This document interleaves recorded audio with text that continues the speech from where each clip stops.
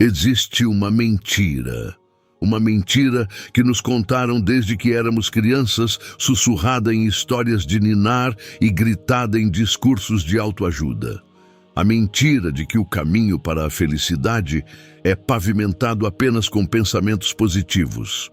A mentira de que, para ser forte, você deve desviar o olhar da escuridão, ignorar a possibilidade da dor e fingir que a tempestade no horizonte não é real.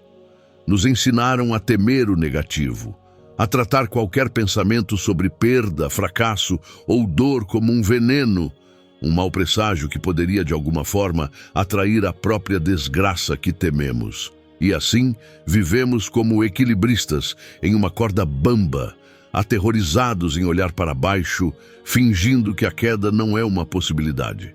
Mas e se eu te dissesse que essa aversão ao negativo não é sua armadura, mas sua maior fraqueza? E se eu te dissesse que os homens e mulheres mais corajosos, resilientes e verdadeiramente pacíficos da história não apenas olhavam para o abismo, mas ensaiavam a queda todos os dias?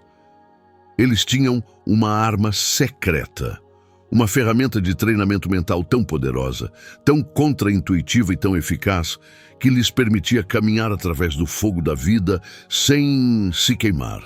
Eles a chamavam de premeditatio malorum, a premeditação dos males. Hoje, você não vai apenas aprender sobre ela, você vai sentir o poder dela. Você vai aprender a usá-la não para convidar a tragédia, mas para roubar dela o seu poder, a sua capacidade de te destruir. Se você está cansado de viver com medo do que o amanhã pode trazer, se você busca uma coragem que não se abala com as tempestades da vida, então fique comigo. O que vamos construir juntos hoje é uma fortaleza dentro de você.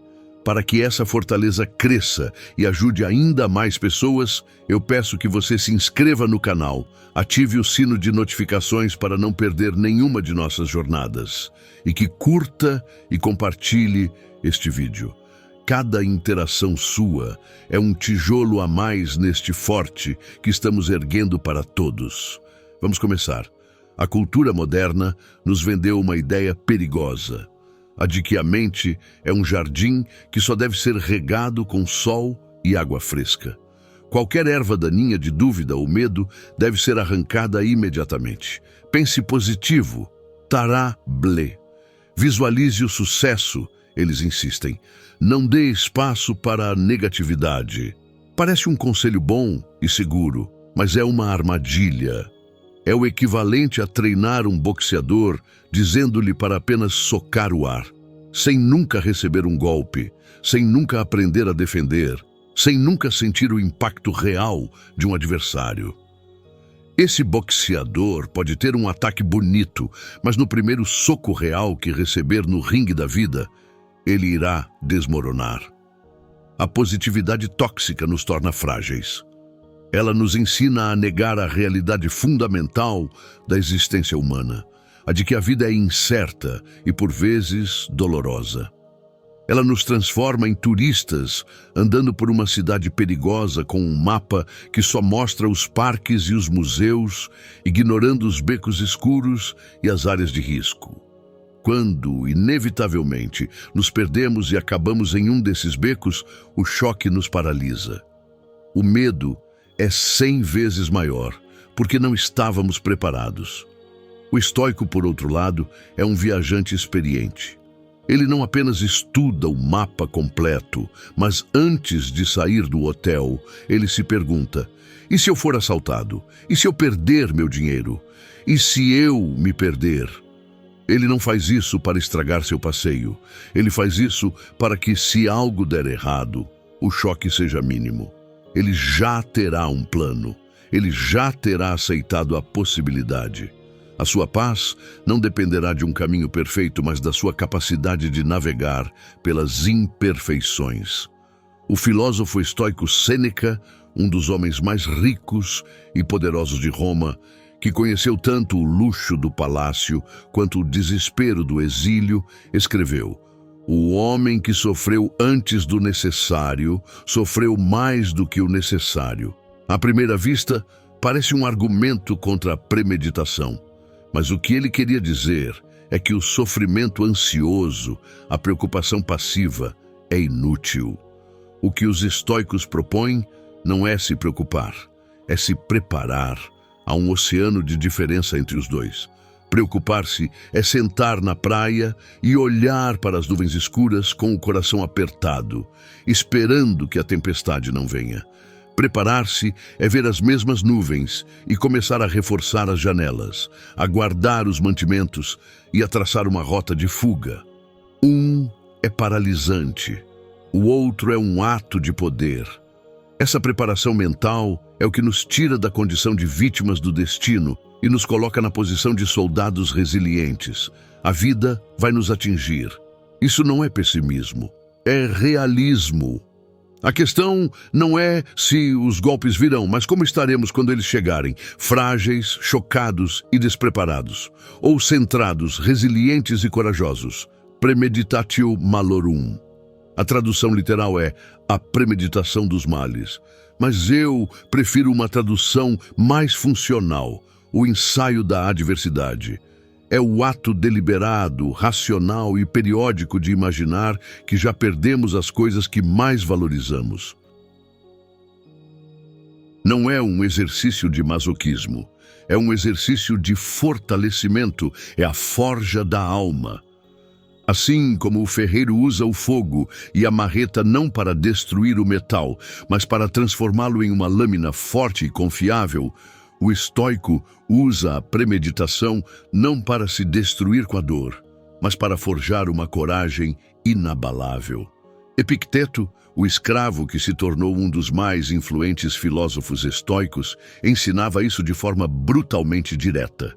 Ele dizia: enquanto beija seu filho, sussurre para si mesmo: você é mortal.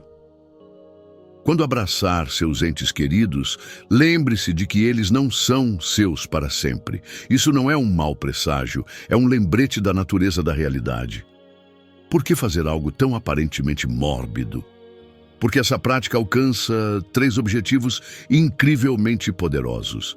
3 transformações que são os pilares da verdadeira coragem.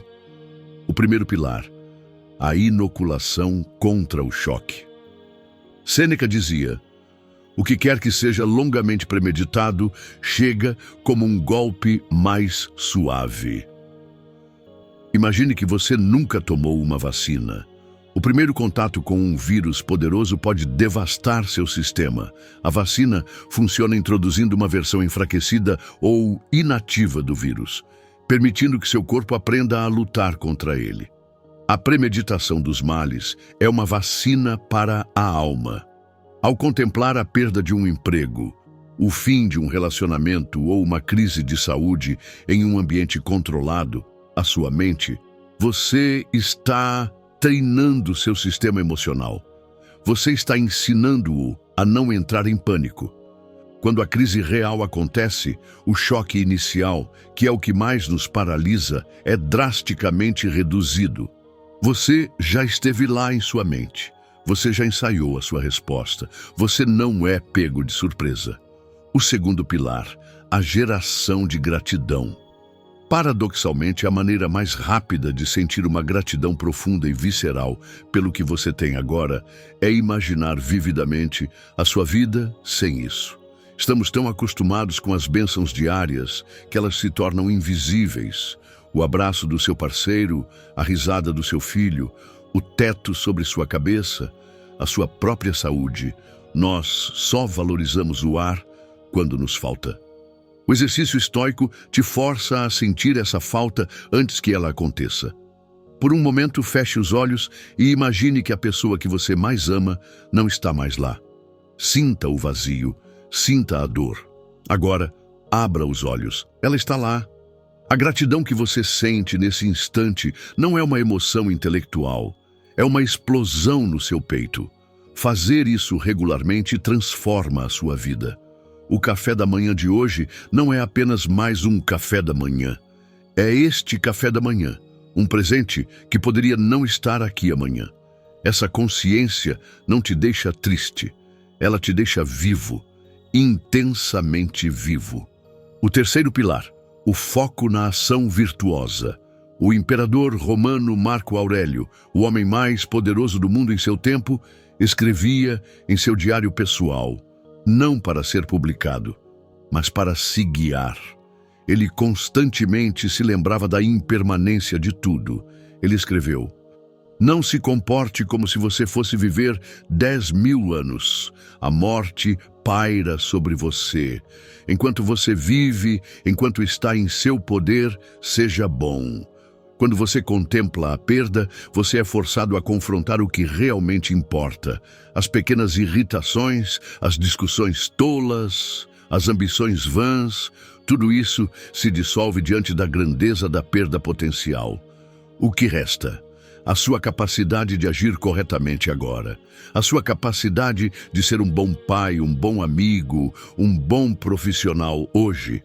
A premeditação te força a parar de procrastinar a sua virtude. Ela te pergunta: se este fosse seu último dia, como você agiria? E então, ela te dá um conselho poderoso. Então, haja assim. Este não é um caminho de pessimismo. É o caminho do realismo radical. É a coragem de olhar a vida diretamente nos olhos, com toda a sua beleza e toda a sua fragilidade e dizer: eu estou pronto. A teoria é elegante, as citações são poderosas, mas a alma humana anseia por prova. Ela pergunta: isso funciona mesmo? Funciona quando a vida não é apenas difícil, mas um inferno na Terra. Para responder a isso, precisamos viajar para um dos lugares mais sombrios do século XX, o Gulag soviético. E lá encontramos um homem chamado Alexandre Solzhenitsyn, um capitão condecorado do Exército Vermelho, um patriota cuja vida virou de cabeça para baixo quando foi preso em 1945 por criticar sutilmente Stalin em uma carta a um amigo. Ele foi sentenciado a 8 anos de trabalhos forçados em um campo de prisioneiros. Solzhenitsyn foi despido de tudo. Seu nome foi trocado por um número. Sua patente, suas medalhas, sua família, sua liberdade, sua saúde, sua dignidade. Ele foi jogado em um mundo onde a morte por fome, frio ou exaustão era uma ocorrência diária.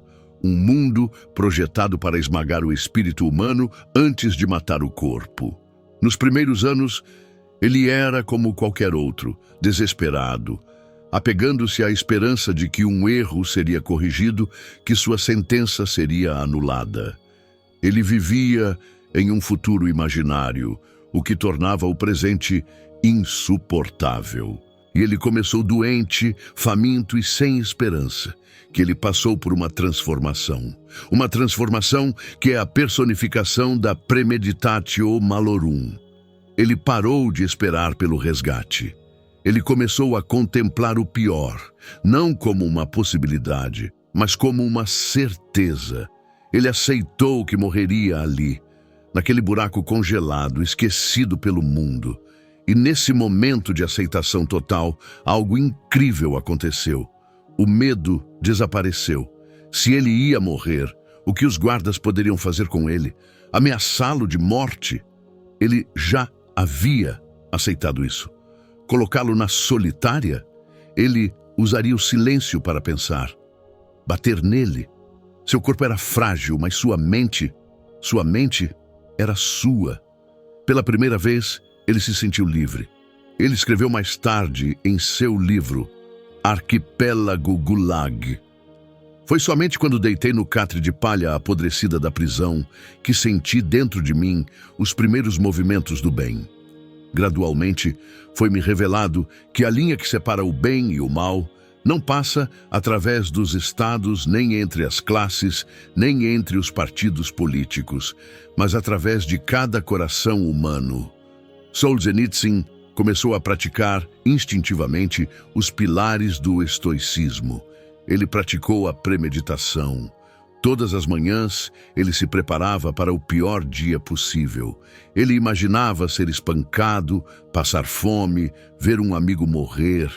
Ao fazer isso, ele roubava o poder do choque.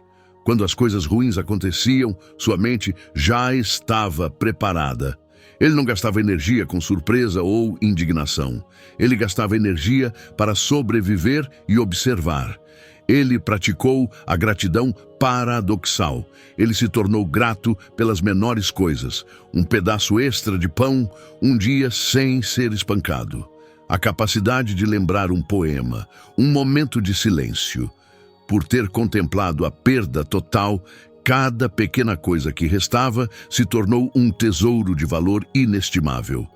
E o mais importante, ele focou na ação virtuosa, no que ele podia controlar. Ele não podia controlar os guardas, o frio ou a fome, mas ele podia controlar seus pensamentos. Ele podia controlar se mentiria ou não para conseguir um privilégio. Ele podia controlar se compartilharia ou não uma migalha de pão. E ele podia controlar sua missão. Ele decidiu que não iria apenas sobreviver, ele iria testemunhar. Ele começou a memorizar as histórias de centenas de prisioneiros, compondo mentalmente o livro que um dia exporia a verdade do Gulag para o mundo. Sua mente se tornou um arquivo indestrutível. Outro exemplo poderoso é o de James Stockdale, um piloto americano que foi abatido no Vietnã e passou 7 anos como prisioneiro de guerra.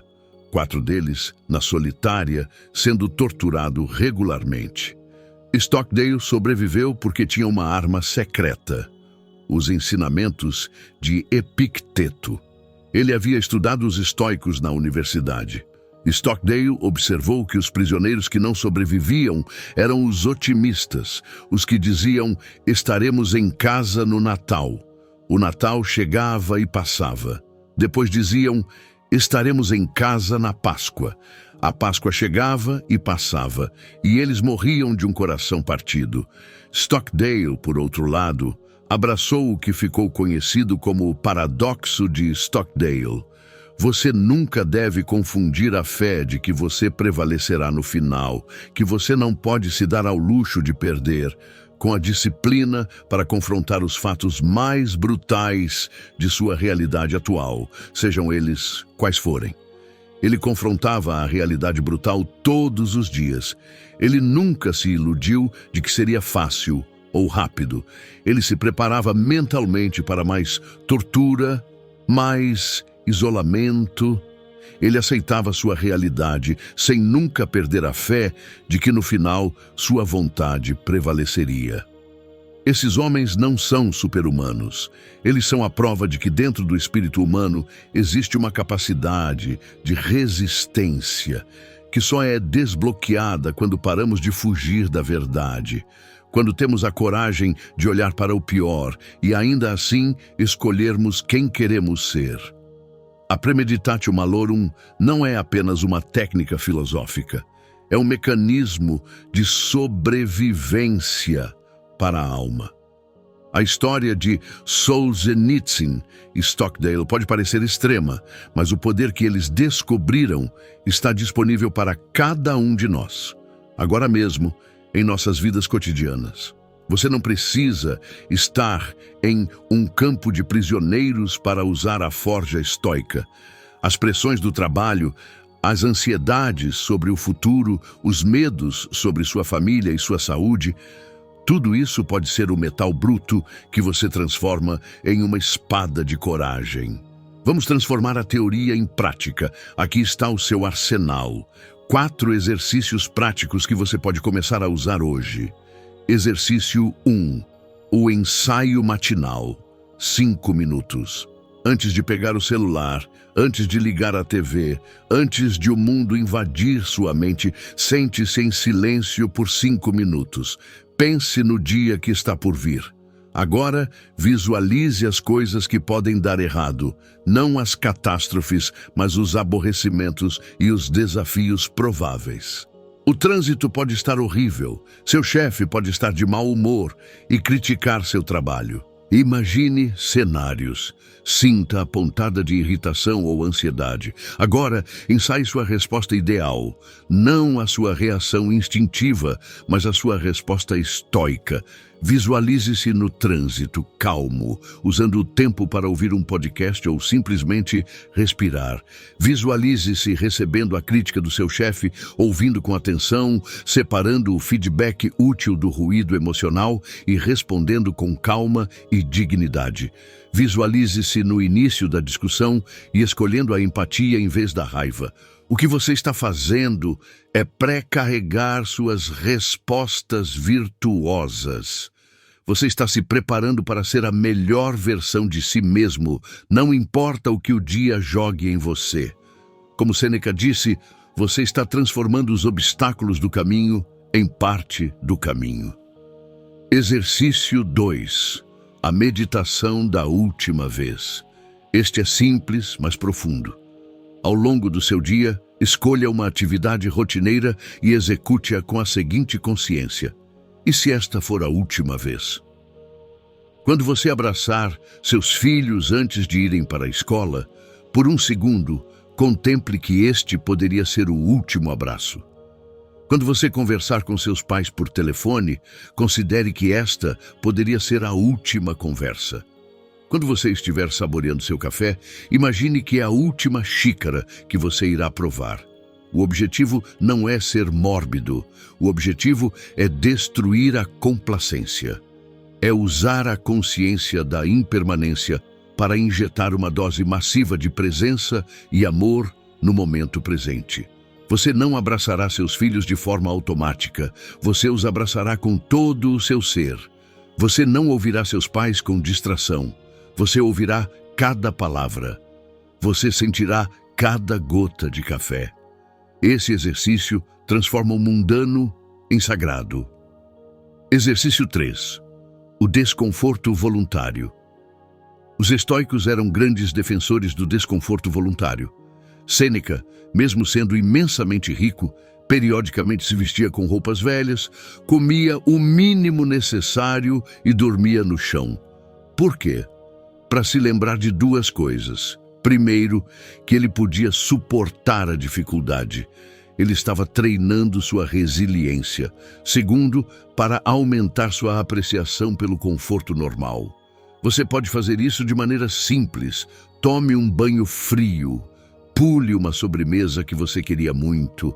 Faça um jejum intermitente.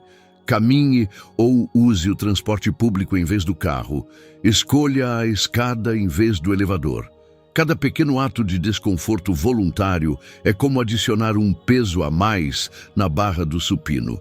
Ele fortalece seu músculo da resiliência. E quando você voltar ao conforto, sua gratidão será imensa. O banho quente depois de um banho frio parece o maior luxo do mundo. A comida simples após um jejum tem o sabor de um banquete. Você aprende a desejar menos e a apreciar mais. Exercício 4. O ensaio negativo semanal.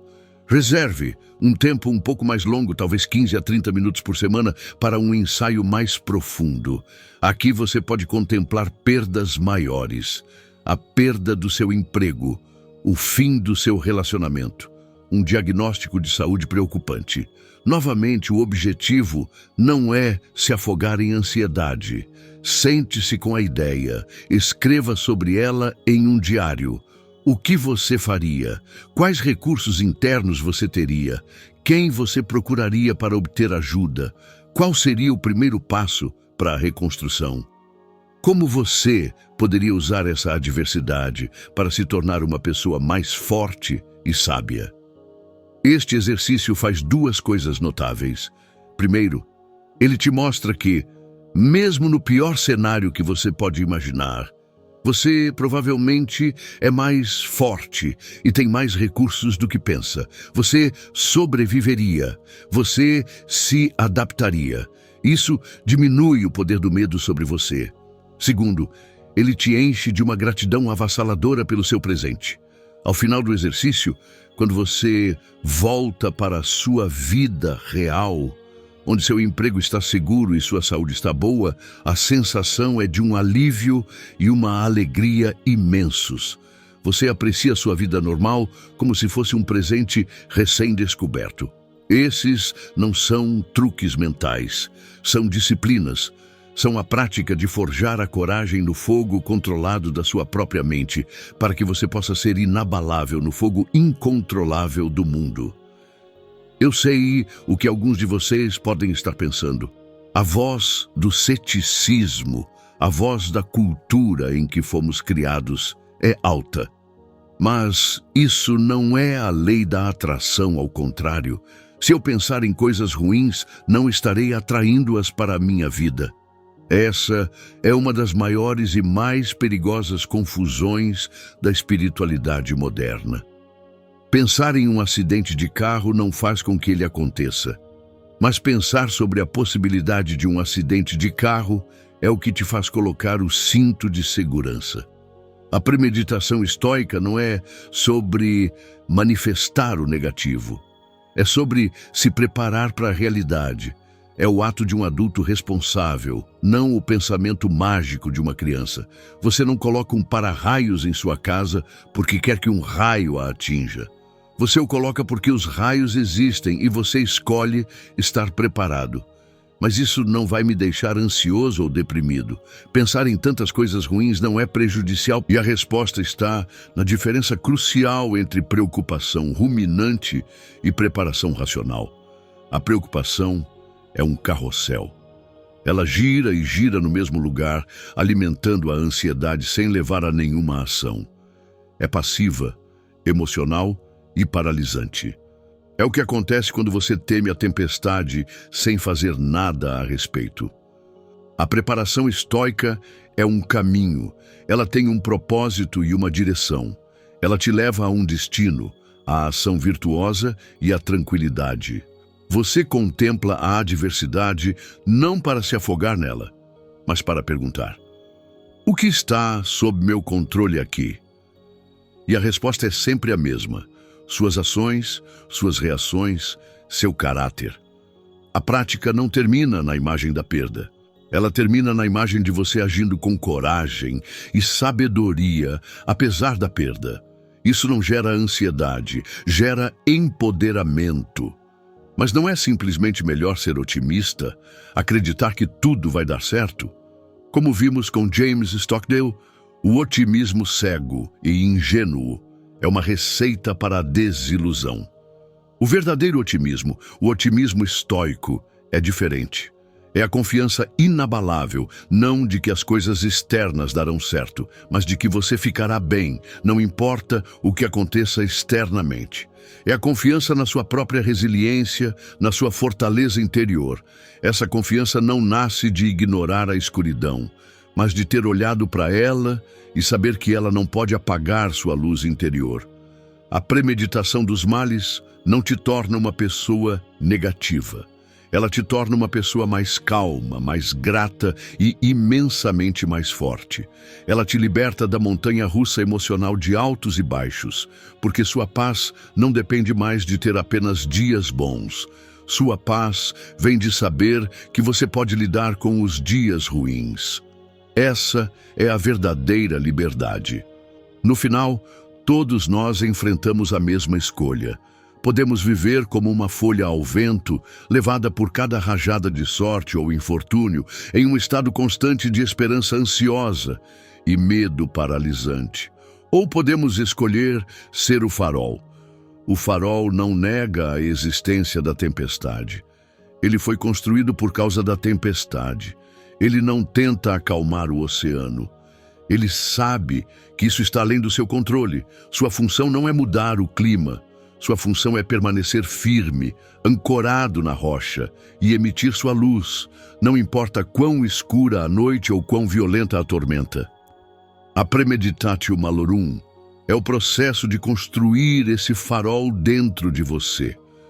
Cada vez que você ensaia a adversidade, você está aprofundando suas fundações na rocha da realidade. Cada vez que você pratica a gratidão através da perda imaginada, você está polindo sua lente para que sua luz brilhe mais forte. Cada vez que você escolhe uma resposta virtuosa em vez de uma reação instintiva, você está verificando o seu gerador, garantindo que sua luz nunca se apague. A coragem verdadeira não é a ausência de medo. Os tolos não sentem medo. A coragem é sentir o medo, olhar para ele, reconhecê-lo e mesmo assim fazer a coisa certa. É a decisão de que o seu caráter é mais importante que o seu conforto. A vida vai te testar. As tempestades virão. Elas virão para todos nós. A questão que você precisa se fazer hoje é: quem eu serei quando elas chegarem? A folha ou o farol? A escolha é sua. A forja está pronta. O martelo está em suas mãos. Comece hoje.